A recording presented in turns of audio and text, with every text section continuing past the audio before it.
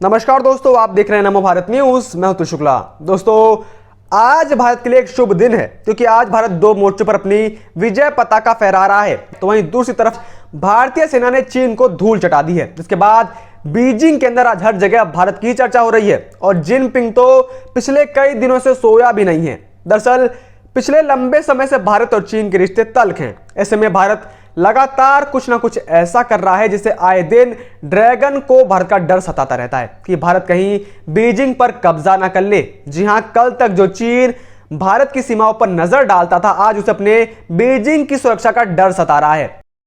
अब आखिर क्या है पूरा मामला, वो मैं आपको बताऊं। उससे पहले आप आज कमेंट बॉक्स में भारत माता की जय जरूर लिखें।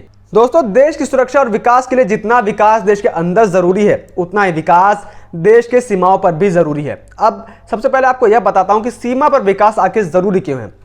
दरअसल अगर भविष्य में चाइना से युद्ध हुआ तो सीमा पर विकास जैसे कि सड़कें, एयरपोर्ट आदि ही भारत को जीत दिलाने में अहम साबित होंगी। भारत और चीन एक दूसरे के साथ जो सीमा साझा करते हैं वो पहाड़ों वाले क्षेत्र में है। इस कारण यदि कोई एक देश अघोषित युद्ध शुरू कर देता है तो जीत उसी के कदम चूमेगी, जिसकी सेना और रक्षा सामान आसानी से बॉर्डर पर पहुंच जाएंगे। लेकिन इस देश के ऊपर 60 सालों तक राज करने वाली पार्टियों ने इन इलाकों में सड़कें सिर्फ इसलिए नहीं बनवाई कि अगर हम सड़कें बनवा देंगे तो चाइना उन सड़कों का इस्तेमाल करके भारत के अंदर घुस आएगा। यह तो इनका बयान हुआ करता था, जिसकी वजह से न इन्होंने भारत को कभी विकसित होने दिया और न इन्होंने कभी चाइना से युद्ध लड़ा, क्योंकि इनके बस की थी नहीं, क्योंकि इनके फाउंडेशन में समय समय पर चाइना की पार्टी से अनुदान जो आता रहता था। खैर, उसके बाद प्रधानमंत्री मोदी सत्ता में आए और उन्होंने सीमा के विकास का बीड़ा अपने कंधों पर उठाया और अपने मंत्रिमंडल के कुछ खास नगीनों को इसमें शामिल किया, जिसमें मुख्य रूप से 4 विभाग शामिल हैं। ये विभाग जो है वो है, पहला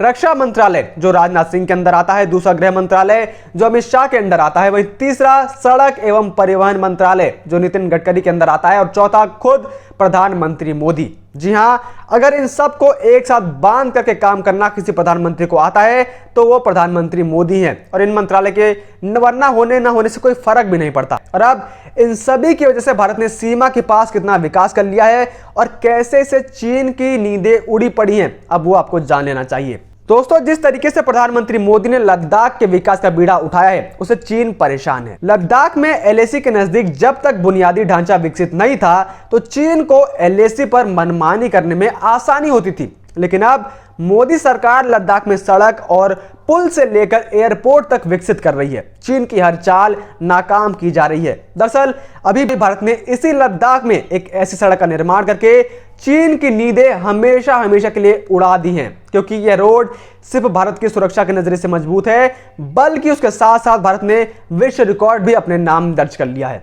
दरअसल सीमा सड़क संगठन बीआरओ ने पूर्वी लद्दाख में उमलिंगला दर्रे पर 19,300 फुट की ऊंचाई पर दुनिया की सबसे ऊंची मोटर वाहन योग्य सड़क का निर्माण किया है। जी हां, सबसे ऊंची सड़क का निर्माण। रक्षा मंत्रालय ने बुधवार को यह जानकारी दी। मंत्रालय के बयान में कहा गया कि बीआरओ ने उमलिंगला दर्रे पर 52 किलोमीटर लंबी सड़क का निर्माण किया है। इस सड़क ने बोलीविया में 8,953 फुट की ऊंचाई पर बनी सड़क का रिकॉर्ड भी तोड़ दिया है। बयान में बताया गया कि उमलिंगला दर्रे की यह सड़क पूर्वी लद्दाख के चुमार सेक्टर के महत्वपूर्ण शहरों को जोड़ती है। यह स्थानीय आबादी के लिए एक वरदान साबित होगी, क्योंकि यह लेह से चिशुमले और डेमचोक को जोड़ने वाला एक सीधा वैकल्पिक मार्ग है। इसे सिर्फ स्थानीय आबादी के लिए फायदा नहीं होगा, बल्कि इससे इन तीनों इलाकों को सेना से भी जोड़ा जा सकता है, जो सेना इमरजेंसी या फिर सीमा विवाद जैसे मौकों पर पलक झपकते ही एक दूसरे के इलाके में पहुंच जाएगी।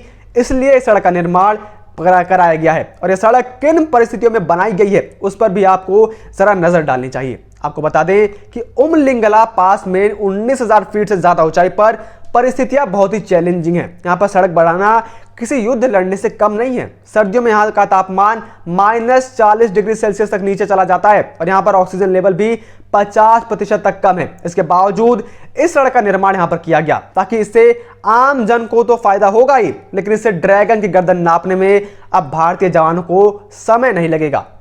चीन की परेशानी का कारण लद्दाख में से बॉर्डर एरिया की सड़कें और पुल नहीं है, बल्कि लद्दाख का संपूर्ण विकास भी चीन के गले उतर नहीं रहा है। दरअसल लद्दाख के साथ सियाचिन तक सड़क बना लेने की वजह से पीओके भारत की पहुंच में ही बस आ चुका है और अब बस सही समय का इंतजार हो रहा है और इसी वजह से चीन की नींदें उड़ी हुई हैं, क्योंकि जिस दिन भारत का पीओके पर फिर से कब्जा हो जाएगा उसी दिन उसका ओआरओबी और सीपेक बंद हो जाएगा, जिसके चलते चीन कम से कम 25 साल तक पीछे खिसक जाएगा। और इसी वजह से मोदी सरकार ने लद्दाख के विकास का चौतरफा प्लान तैयार कर रखा है। नई सड़कें बनाई जा रही हैं।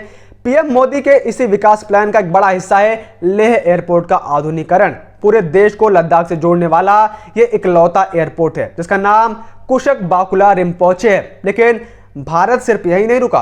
भारत ने इसके साथ साथ 18,000 फीट की ऊंचाई पर दौलत बेग ओल्डी का इलाका, जो देश की आखिरी चौकी मानी जाती है, वहां पर भी दौलत बेग ओल्डी सड़क के निर्माण का कार्य कर दिया है, जो कि सामरिक दृष्टि से भारत के लिए बेहद ही ज्यादा महत्वपूर्ण है। चीन ने इस कार्य को रोकने की पूरी कोशिशें की, लेकिन कभी कामयाब नहीं हो पाया, क्योंकि राष्ट्रवादी इच्छा शक्ति के सामने चीन कमजोर पड़ गया।